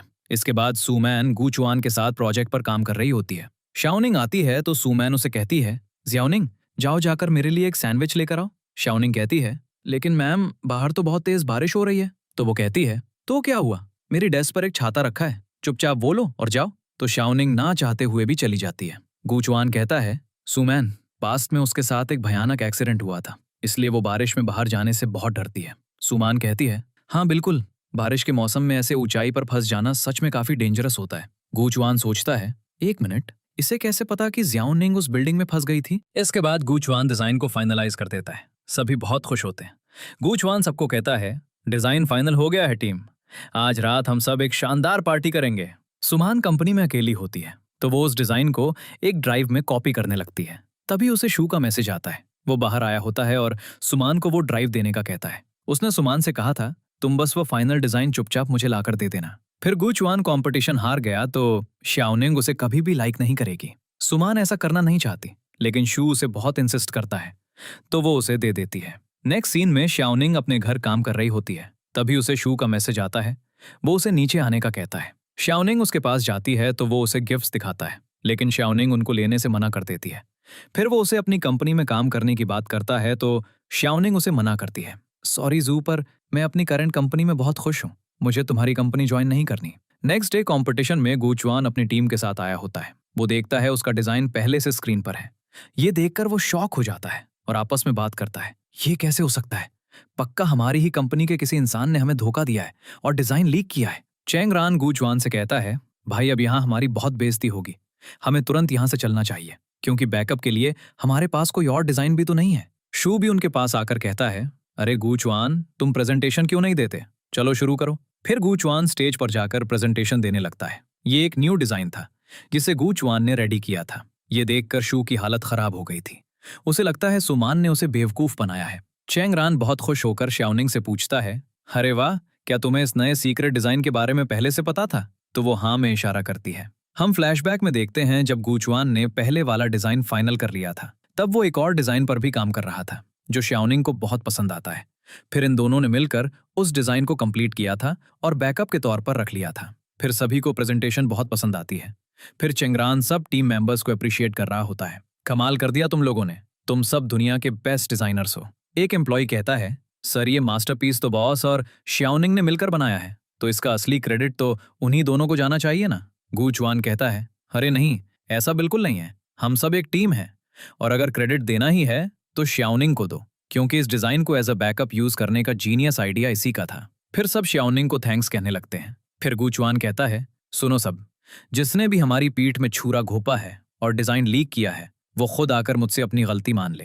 मैं प्रॉमिस करता हूं कि मैं उसे माफ कर दूंगा। ये सब सुमान भी सुन रही होती है। नेक्स्ट सीन में शाओनिंग गूचवान से पूछती है, क्या आपको सच में पता चल गया है कि ये सब किसने किया है? तो वो कहता है, हाँ, ये घटिया काम सुमान ने ही किया है। फिर वो उसे बताता है, और पता है, जिस दिन तुम उस एग्जीबिशन वाली बिल्डिंग में फंस गई थी, तुम्हें वहां किसी और ने नहीं, सुमान ने ही लॉक किया था। मैंने खुद अपनी आंखों से सीसीटीवी फुटेज चेक की है। वो कहता है, मीटिंग के दौरान भी मैं नोट कर रहा था, उसके फोन पर बार बार किसी के मैसेजेस आ रहे थे और वो बहुत ज्यादा घबराई हुई थी। ये सब जानने के बाद शाओनिंग कहती है, पर ये कैसे हो सकता है? मैंने जब से कंपनी ज्वाइन की है, सुमान मैम ने हमेशा मेरी बहुत हेल्प की है, फिर उन्होंने अचानक मेरे साथ ये सब क्यों किया? गूचवान कहता है, सच कहूं तो ये बात मेरी भी समझ के बाहर है, पर छोड़ो इन बातों को, तुम इतना मत सोचो। चलो हम दोनों कहीं बाहर आउटिंग पर चलते हैं और रिलैक्स करते हैं। यह सुनकर शाओनिंग खुश होकर गूचवान को किस कर देती है। नेक्स्ट, शाओनिंग अपनी आंट और ग्रैंडमा को गूचवान के साथ अपने पुराने घर लेकर आई होती है। ग्रैंडमा तो वहां आकर सैड हो जाती हैं। शाओनिंग कहती है, अरे ग्रैंडमा, आप उदास क्यों हो गई? मैं तो आप सबको यहाँ खुश करने के लिए लेकर आई हूँ। गूचवान कहता है, ग्रैंडमा, ज़ियाओनिंग आप लोगों के लिए इस पूरे घर को दोबारा से कंस्ट्रक्ट करवाना चाहती है। फिर ज़ियाओनिंग अपनी ग्रैंडमा के साथ लेक के पास बैठी होती है। ऊपर आंट और गूचवान शाओनिंग के बारे में बात कर रहे होते हैं। शाओनिंग गूचवान को देखकर उसे मैसेज करके पूछती है, अरे मिस्टर बॉस, तुम मेरी आंट से वहां खड़े खड़े क्या सीक्रेट बातें कर रहे हो? तो वो कहता है, तुम्हारी आंट मुझे खुलेआम धमकी दे रही हैं कि अगर मैंने तुम्हें जरा सा भी हर्ट किया ना, तो वो मुझे सीधा इस लेक में फेंक देंगी और सारी मछलियां मुझे खा जाएंगी। शाओनिंग कहती है, तो क्या हुआ, मैं भी एक खूबसूरत सी जलपरी बनकर आपको डूबने से बचा लूंगी ना। नेक्स्ट सीन में गूचवान सुमान को कॉल करके बुलाता है। वो उसे कहता है, सुमान, मैं कब से बस तुम्हारे आने का वेट कर रहा था। मुझे लगा तुम खुद आकर अपनी गलती मानोगी। यार, मैंने तुम पर बहुत ज्यादा ट्रस्ट किया था। वो कहती है, क्या हुआ, तुम ऐसी बातें क्यों कर रहे हो? तो गूचवान कहता है, सुमान, तुमने सिर्फ ज़ियाओनिंग को ही नुकसान नहीं पहुंचाया, बल्कि हमारी कंपनी को भी बर्बाद करने की कोशिश की है। इसलिए अपना सारा सामान उठाओ और इसी वक्त यहां से दफा हो जाओ, क्योंकि इसके बाद हम दोनों दोबारा कभी नहीं मिलेंगे। नेक्स्ट सीन में चेन रान अपने डैड की कंपनी में जाकर कहता है, डैड, देखा आपने, फाइनली मैं वो कंपटीशन जीत चुका हूं। तो उसके डैड कहते हैं, तो फिर अब टाइम आ गया है, इस कंपनी में आओ और खुद को प्रूव करो कि तुम सच में एक सीईओ बनने के लायक हो भी या नहीं। नेक्स्ट सीन में एक्सू ड्रंक होकर शाओनिंग के घर के बाहर आता है। वो उसे अपनी फीलिंग कन्फेस करता है, जिस पर शाओनिंग शॉक हो जाती है। वो कहती है, क्या बकवास कर रहे हो जू, मैंने हमेशा आपको अपना एक बड़ा भाई समझा है और वैसे भी मैं गूचवान को प्यार करती हूँ। उसके बाद शाओनिंग गूचवान के पास जाती है। वो उसे हक कर लेती है। गूचवान पूछता है, अरे क्या हुआ तुम्हें अचानक? तो वो कहती है, कुछ नहीं, बस मैं आपको बहुत ज्यादा मिस कर रही थी, इसलिए दौड़ी दौड़ी आपके पास चली आई। नेक्स्ट सीन में वो दोनों आर्ट गैलरी आए होते हैं। गूचवान उसे ग्लासेस देता है, जिसे पहनकर शाओनिंग को वॉल पर वो सारी ड्राइंग्स नजर आती हैं जो क्लाइंट के बच्चे ने बनाई थी। वो उसे रूफ दिखाता है जो बहुत प्यारी लग रही होती है। वहां 3D एनिमेशन चल रहे होते हैं। शाओनिंग कहती है, वाओ, मुझे तो खुद पर बिलीव ही नहीं हो रहा कि मैंने इतने स्टनिंग और ब्यूटीफुल प्रोजेक्ट का हिस्सा बनकर काम किया है। नेक्स्ट सीन में चेन रान के डैड गूचवान से एक प्रोजेक्ट के लिए मिलने आए होते हैं। वो उनको शाओनिंग से मिलवाता है। सर, इनके डैड भी एक बहुत ही जाने माने आर्किटेक्ट हुआ करते थे। उनका नेम सुनकर वो थोड़ा अजीब बिहेव करते हैं। नेक्स्ट सीन में गूचवान शाओनिंग को बताता है, पता है ज़ियाओनिंग, जिस यूनिवर्सिटी से मैंने अपनी ग्रेजुएशन की है ना, वहां की लाइब्रेरी डिजाइन करने का प्रोजेक्ट मुझे ऑफर हो रहा है। अगर मैंने ये प्रोजेक्ट ले लिया तो हमेशा के लिए हमारी टीम का नाम भी वहां सुनहरे अक्षरों में लिखा जाएगा। तो शाओनिंग कहती है, अरे वाह, फिर तो आपको बिना सोचे ये काम जरूर करना चाहिए। नेक्स्ट सीन में गूचवान अपने घर पर होता है। वो हार्ट में पेन फील करता है तो अपने डॉक्टर को कॉल करता है, लेकिन कॉल होने से पहले ही वो अनकॉन्शियस हो जाता है। सुबह जब वो उठता है तो उसे समझ नहीं आता उसके साथ ये क्यों हो रहा है। नेक्स्ट सीन में गू चुआन शाओनिंग को घर ड्रॉप करने जा रहा होता है। वो रोड पर एक बच्चे की ट्रॉली देखता है जो बाइक के सामने आ रही होती है। वो जल्दी से जाकर उस बच्चे को बचाता है, लेकिन वो बाइक गू चुआन को लग जाती है, जिससे वो बेहोश हो जाता है। शाओनिंग उसे जल्दी से हॉस्पिटल लेकर जाती है। चैन रान भी वहां पहुंच जाता है। डॉक्टर उसे चेक करके बताता है, देखिए हमने इनकी आउटर फिजिकल इंजरीज को तो ठीक कर दिया है, लेकिन अंदर कुछ ऐसी कॉम्प्लिकेशंस हैं जिन्हें हम ठीक नहीं कर सकते। चैन रान को समझ आ जाता है। वो गू चुआन के डॉक्टर को कॉल करने लगता है। फिर शाओनिंग गू चुआन के पास जाती है तो गू चुआन उसे घर जाने का कहता है। फिर वो चैन रान को बताता है, भाई मुझे इससे पहले भी हार्ट में बहुत भयानक पेन हुआ था, और सच कहूं तो मुझे कुछ समझ नहीं आ रहा कि मेरे साथ अचानक ये सब क्यों हो रहा है। फिर चैन रान उसके फैमिली डॉक्टर के पास चला जाता है तो उसे पता चलता है उस डॉक्टर की डेथ हो चुकी है और गू चुआन का सारा डेटा उनको ही पता था। चैन रान कहता है, आप मुझे साफ साफ बताइए गू चुआन का ये मैकेनिकल हार्ट आखिर कब तक काम करेगा। तो वो बताती है, देखिए अगर सारे रूल स्ट्रिक्टली फॉलो किए जाएं तो शायद वो लंबे टाइम तक चल जाएं, लेकिन ऐसा भी हो सकता है कि वो किसी भी पल अचानक काम करना बंद कर दे। चैन रान वापस आकर गू चुआन को सब कुछ बता देता है। वो उसे कहता है, भाई तू टेंशन मत ले, देखना सब कुछ ठीक हो जाएगा, बस प्लीज तू किसी भी हालत में गिव अप मत करना। गू चुआन कहता है, किस्मत भी मेरे साथ क्या अजीब खेल खेल रही है यार। जब मैं सच में मरना चाहता था तब मैं मरा नहीं, और अब जब मुझे जीने की वजह मिल गई है तो मेरे साथ ये सब हो रहा है। चैन रान कहता है, देख तू कोई भी बेवकूफी भरा कदम मत उठाना, मैं हूं ना तेरे साथ। तो वो कहता है, नहीं यार, मुझे फिर से पहले जैसा ही रूड और कोल्ड बन जाना चाहिए। सोच, अगर मुझे अचानक कुछ हो गया तो मेरी जियाओनिंग का क्या होगा, वो तो टूट जाएगी। इसलिए बेहतर यही है कि मैं आज ही ये सब खत्म कर दूं। नेक्स्ट मॉर्निंग शाओनिंग हॉस्पिटल जाती है तो गू चुआन वहां पर नहीं था। वो उसे कॉल करती है तो वो कहता है, मैं कंपनी आ गया हूं, काम है मुझे। फिर वो कंपनी जाती है, लेकिन वो शाओनिंग पर ध्यान नहीं देता और अपने ऑफिस चला जाता है। शाओनिंग उससे पूछती है, क्या हुआ, आप ठीक तो हो ना? तो वो कहता है, हाँ हाँ, मुझे अच्छे से पता है कि मैं कैसा हूं, तुम अपना काम करो। ये सुनकर शाओनिंग को बहुत बुरा लगता है। इसके बाद वो शाओनिंग से रूड बिहेव करता है। रात को शाओनिंग उसे कहती है, प्लीज अपना थोड़ा ख्याल रखना। तो वो उसे रिप्लाई करता है, सुनो कल सुबह सुबह मुझे पिक करने के लिए मत आ जाना। फिर वो सो जाता है। नेक्स्ट डे शाओनिन गू चुआन को पिक करने आई होती है। वो उसे देखकर कहता है, तुम्हें सुनाई नहीं देता क्या? मैंने कल रात ही साफ साफ कहा था कि मुझे पिक करने मत आना। तो शाओनिंग कहती है, पर मैं आपको इस खराब कंडीशन में अकेले ड्राइव कैसे करने दे सकती हूँ। फिर वो शाओनिंग के साथ चला जाता है, लेकिन रास्ते में भी उससे कोई बात नहीं करता। फिर वो गू चुआन के लिए ब्रेकफास्ट लेकर आई होती है। गू चुआन कहता है, क्यों लाई हो ये सब? क्या मैंने तुमसे मुझे ब्रेकफास्ट लाकर देने के लिए कहा था? वो काफी रूडली बात करता है जो शाओनिंग को अच्छा नहीं लगता। बाद में वो उसे मैसेज करती है, आज हम डिनर साथ करेंगे, मैं वेट करूंगी। लेकिन गू चुआन उसे मना कर देता है। तो वो उससे ट्यूशन देने की बात करती है। तो गू चुआन कहता है, उस बारे में हम बाद में आराम से बात करते हैं, अभी मेरे पास टाइम नहीं है। फिर हम शाओनिंग को गू चुआन के घर पर स्टडी करते हुए देखते हैं। शाओनिंग गू चुआन से बात करने की कोशिश करती है, लेकिन गू चुआन उसे स्टडी करने का कहता है। शाओनिंग कहती है, मुझे अभी बिल्कुल नहीं पढ़ना, मुझे बस आपसे बात करनी है। तो गू चुआन कहता है, क्या तुम्हें एक टॉप डिजाइनर नहीं बनना है? तुम मेरे बिना ये सब कभी नहीं कर सकती, इसलिए अपनी फालतू बातों को छोड़कर सिर्फ और सिर्फ अपनी स्टडीज पर फोकस करो। शाओनिंग कहती है, आखिर आपको अचानक हो क्या गया है? प्लीज मुझे साफ साफ बताओ ना, हुआ क्या है? लेकिन गू चुआन उसे घर जाने का कह देता है। तभी गू चुआन की कैट की आवाज आती है।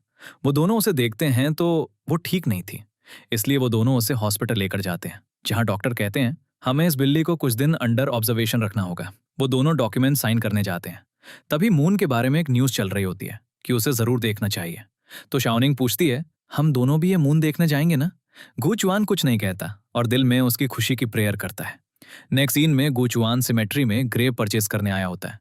इसके बाद वो अपनी डेथ के बाद अपने ऑर्गन डोनेट करने के लिए डॉक्यूमेंट्स पर साइन कर देता है। नेक्स्ट डे शाओनिंग कैट को देखने जाती है तो डॉक्टर उसे बताता है, बिल्ली की हालत अभी भी कुछ ठीक नहीं है, इसलिए उसे कुछ और दिन यहीं हॉस्पिटल में रखना पड़ेगा। नेक्स्ट डे शाओनिंग गू चुआन को पिक करने जाती है, लेकिन वो पहले ही ऑफिस जा चुका होता है। फिर वो ऑफिस में उसका ब्रेकफास्ट लेकर जाती है तो गू चुआन उसे रूडली कहता है, तुम्हारा दिमाग खराब है क्या? ये कोई टाइम है ऑफिस आने का? फिर शाओनिंग अपने डेस्क पर चली जाती है।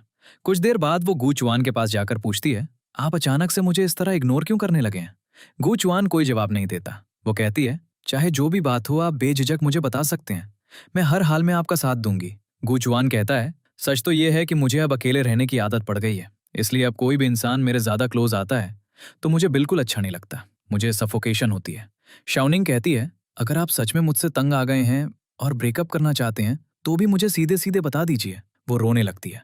लेकिन गूचवान उसे रिस्पॉन्स नहीं करता। नेक्स्ट सीन में शाओनिंग, गूचवान, जोयान और चेन रान के साथ मून देखने आए होते हैं। गूचवान शाओनिंग से कहता है, शाओनिंग, मुझे तुमसे कुछ बहुत जरूरी बात करनी है। वो कहती है, हम सब यहाँ इतना खूबसूरत मून देखने आए हैं, इसलिए प्लीज मैं नहीं चाहती कि यहाँ कुछ भी बुरा हो। आपको जो कुछ भी कहना है ना, हम घर वापस जाते हुए आराम से बात कर लेंगे। गूचवान कहता है, नहीं, मुझे अभी कहना है। शाओनिंग, मैं तुमसे ब्रेकअप करना चाहता हूँ। हम दोनों में बहुत ज्यादा डिफरेंसेस हैं। मुझे पहले लगता था कि मैं शायद तुम्हें प्यार करने लगा हूं, लेकिन सच तो ये है कि अब ऐसा बिल्कुल नहीं है। इसलिए बेहतर यही है कि हम दोनों हमेशा के लिए अलग हो जाएं। शाओनिंग ये सुनकर वहां से रोते हुए चली जाती है। नेक्स्ट डे गूचवान को शाओनिंग की कॉल आती है। गूचवान, हमारी कैट की हालत बहुत खराब हो रही है, प्लीज तुम जल्दी से हॉस्पिटल आ जाओ। फिर वो हॉस्पिटल जाता है तो डॉक्टर बताता है, देखिए बिल्ली की कंडीशन इस वक्त बहुत ज्यादा क्रिटिकल है और वो असहनीय दर्द से गुजर रही है। इसलिए अगर आप लोग चाहें तो मैं उसे एक ऐसा इंजेक्शन दे सकता हूं जिससे वो हमेशा के लिए शांत हो जाएगी और उसका सारा दर्द खत्म हो जाएगा। शाओनिंग इसके लिए नहीं मानती, लेकिन गूचवान हाँ कह देता है। वो शाओनिंग को समझाता है, शाओनिंग समझने की कोशिश करो, इसी में उस बेचारी की भलाई है। फिर वो लोग हॉस्पिटल में होते हैं तो शाओनिंग सो जाती है। गूचवान उसे देख रहा होता है और फिर उस पर अपनी जैकेट देकर चला जाता है। नेक्स्ट डे शाओनिंग को गूचवान का मैसेज आता है, क्या तुम एक आखिरी बार उसे देखना चाहोगी? फिर शाओनिंग वहां पहुंचती है तो गूचवान ने कैट को दफना दिया होता है। शाओनिंग बहुत उदास होती है। वो गूचवान से रिजाइन की बात करती है और उसके साथ ब्रेकअप करके चली जाती है। नेक्स्ट सीन में गूचवान काम कर रहा होता है तो उसे शाओनिंग के पुराने घर का ख्याल आता है जिसे वो कंस्ट्रक्ट करवाना चाहती थी। फिर वो चेंगरन से कहता है, चेंगरन, मैं कुछ दिनों के लिए शहर से बाहर जा रहा हूँ, पीछे से तू पूरी कंपनी अच्छे से संभाल लेना। सुबह शाओनिंग वहां आती है और कहती है, मैं बॉस को ऑफिस के लिए पिक करने आई हूँ। तो चेंगरन कहता है, अरे गूचवान तो एक इंपॉर्टेंट स्पीच देने के लिए अब्रॉड गया हुआ है। शाओनिंग उसकी वापसी का पूछती है तो चेंगरन कहता है,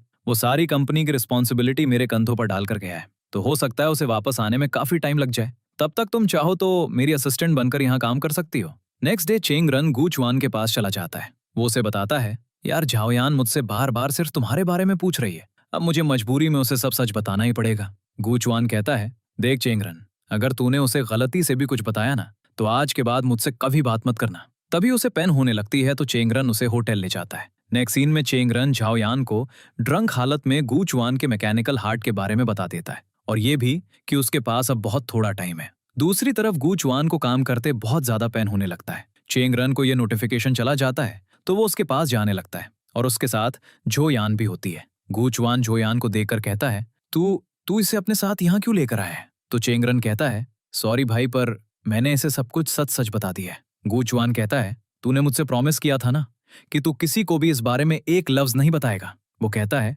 अरे तो मैंने अपनी होने वाली वाइफ को बताया यार, किसी गैर को थोड़ी ना। झाओयान कहती है, तुम जरा भी टेंशन मत लो बॉस, मैं प्रॉमिस करती हूँ मैं किसी को भी इस बारे में कुछ नहीं बताऊंगी। नेक्स्ट सीन में शाओनिंग गूचवान के घर जाती है। उसे वहां अपने बहुत सारे स्केचेस मिलते हैं जो गूचवान ने ड्रॉ किए होते हैं। फिर वो झाओयान को कॉल करके पूछती है, झाओयान, मुझे बस इतना बता दो कि गूचवान इस वक्त आखिर है कहाँ? तो झाओयान उसे ना चाहते हुए भी हिंट दे देती है, शाओनिंग, तू बस अपने उस सबसे बड़े ड्रीम के बारे में सोच, तुझे तेरा गूचवान वहीं मिल जाएगा। शाओनिंग को समझ आ जाती है तो वो फौरन वहां जाने लगती है। गूचवान उसे देखकर कहता है, तुम यहाँ क्या कर रही हो? तुम्हें यहाँ बिल्कुल नहीं आना चाहिए था। शाओनिंग कहती है, वाह, तुम बिना मेरी परमिशन के मेरे सपनों का घर कंस्ट्रक्ट कर रहे हो और मैं तुमसे आकर पूछूं भी ना। गूचवान कहता है, शाओनिंग, मैं एक मरता हुआ इंसान हूं, मैं तुम्हें जबरदस्ती अपने साथ बांध के तुम्हारी जिंदगी बर्बाद नहीं करना चाहता, मैं बस तुम्हें हमेशा हंसते और खुश देखना चाहता हूँ। शाओनिंग कहती है, अरे तुम होते कौन हो मेरे लिए ये डिसाइड करने वाले कि मुझे क्या करना है और क्या नहीं? तुम क्या सोचते हो तुमसे ब्रेकअप करके मैं बहुत खुश रहूंगी? अगर तुम सच में चाहते हो कि हम साथ रहें तो मुझे इस बात से कोई फर्क नहीं पड़ता कि हमारे पास कितने दिन या कितने महीने बचे। तुम्हारे साथ बिताया हुआ मेरा हर एक दिन मेरी पूरी जिंदगी के लिए काफी होगा। वो कहता है, और अगर कल को मैं तुम्हारे सामने अचानक से मर गया तो तुम उस दर्द को कैसे बर्दाश्त करोगे? तो शाओनिंग कहती है, अब चाहे जो भी हो जाए, मुझे बस अपनी आखिरी सांस तक सिर्फ और सिर्फ आपके साथ ही रहना है। और फिर वो दोनों हक कर लेते हैं। फिर ये दोनों होटल आ जाते हैं और दोनों साथ सो जाते हैं। नेक्स्ट सीन में हम देखते हैं गूचवान और शाओनिंग दोनों उस घर पर काम कर रहे होते हैं। तभी चैंग रान आकर उसे एक प्रोजेक्ट में प्रॉब्लम का बताता है। गूचवान कहता है, ठीक है, मैं बहुत जल्द ऑफिस वापस आ जाऊंगा। तो चैंग रान कहता है, अरे नहीं भाई, उसकी कोई जरूरत नहीं है, मैंने सूमान की हेल्प ले ली है, वो सब हैंडल कर लेगी। शाओनिंग कहती है, क्या कहा? सूमान मैम वापस आ गई हैं? चैंग रान कहता है, हाँ, बस कुछ टाइम के लिए आई है हमारी हेल्प करने। नेक्स्ट सीन में ये दोनों वापस आकर कंपनी ज्वाइन कर लेते हैं। सूमान गूचवान को प्रोजेक्ट की सारी डिटेल्स बताती है। फिर वो उसे थैंक्स कहती है। थैंक यू सो मच गूचवान। सिर्फ तुम्हारे उस रिकमेंडेशन की वजह से ही मुझे अब्रॉड में इतनी अच्छी जॉब मिल रही है। रात को श्याओनिंग और सुमान डिनर पर आए होते हैं। श्याओनिंग सुमान को थैंक्स कहती है। मैम, आप हमेशा से मेरी आइडियल रही हैं और मुझे आपके साथ काम करके बहुत कुछ नया सीखने का मौका मिला है। Thank you so much. सुमान कहती है, श्याओनिंग, मैंने भी तुमसे बहुत कुछ सीखा है, लेकिन सच कहूं तो मुझे तुम्हारे साथ वो सब घटिया हरकतें बिल्कुल नहीं करनी चाहिए थी। मुझे अब समझ आ गया है कि गूचवान कभी मुझसे प्यार नहीं कर सकता। मैंने फालतू में ही इतने साल उसके पीछे अपना टाइम वेस्ट किया। शाओनिंग कहती है, अरे आप टेंशन मत लो मैम, आप इतनी अच्छी हो, आपको भी बहुत जल्द कोई बहुत प्यार करने वाला लाइफ पार्टनर मिल जाएगा। नेक्स्ट सीन में शू चैंग रान के डैड के पैसे अपने अकाउंट में ट्रांसफर करवा लेता है। नेक्स्ट डे चैंग रान के डैड शू से पैसे का पूछते हैं तो वो कहता है, आप घबराइए मत, बहुत जल्द वो सारे पैसे आपके अकाउंट में सेफली आ जाएंगे। लेकिन चैंग रान के डैड को उस पर शक हो जाता है। वो अपने असिस्टेंट को उसका पीछा करने का कहते हैं। नेक्स्ट सीन में श्याओनिंग गूचवान के घर पर काम कर रहे होते हैं। गूचवान को पेन होने लगता है तो वो उसे चार्जिंग रूम में ले जाती है, लेकिन मशीन उसे चार्ज नहीं करती और गूचवान बेहोश हो जाता है। श्याओनिंग बहुत परेशान हो जाती है। थोड़ी देर बाद गूचवान को होश आता है तो वो चार्ज होने लगता है। एक्चुअली उसका सेफ मोड एक्टिव हो गया होता है। डॉक्टर के अकॉर्डिंग उसके पास कुछ ही टाइम था। नेक्स्ट सीन में शू के फादर चैन रान के फादर से मिलने जाते हैं। वो उसे कहते हैं, क्यों दोस्त, इतने सालों पहले तुमने जो मेरे साथ वादा किया था वो तो तुम्हें अच्छे से याद है ना? तो चैंग रान के डैड कहते हैं, हाँ हाँ, मैंने अपना वो वादा पूरी ईमानदारी से निभाया है। तुम्हारे बेटे को बिल्कुल अपने सगे बेटे की तरह पाल पोस कर बड़ा किया है। फिर वो एक्सू के डैड को कुछ पेपर दिखाते हैं। जरा ये पेपर्स देखो और अपने होनहार बेटे के कारनामे पढ़ो। ये थोड़े से पैसे तो कुछ भी नहीं है। मैंने तो उसे इससे कहीं ज्यादा देने का सोचा था, लेकिन उसकी इन हरकतों के बाद अब मैं उसे एक फूटी कौड़ी भी नहीं दूंगा। नेक्स्ट सीन में श्याओनिंग घर जा रही होती है तो चैंग रान के डैड उसे अपने आदमियों के थ्रू किडनैप करवा लेता है। वो उससे एविडेंस का पूछते हैं तो श्याओनिंग कहती है, तुम लोग कुछ भी कर लो, मैंने वो सारे एविडेंस पुलिस को दे दिए हैं। तभी श्याओनिंग के फोन पर गूचवान की कॉल आती है तो वो लोग गूचवान से एविडेंस का पूछते हैं तो गूचवान कहता है, सारे एविडेंस मेरे पास सेफ है, लेकिन सुन लो, अगर तुम लोगों ने मेरी श्याओनिंग को जरा सी भी खरोंच पहुंचाई ना तो वो एविडेंस तुम्हें जिंदगी में कभी नहीं मिलेंगे।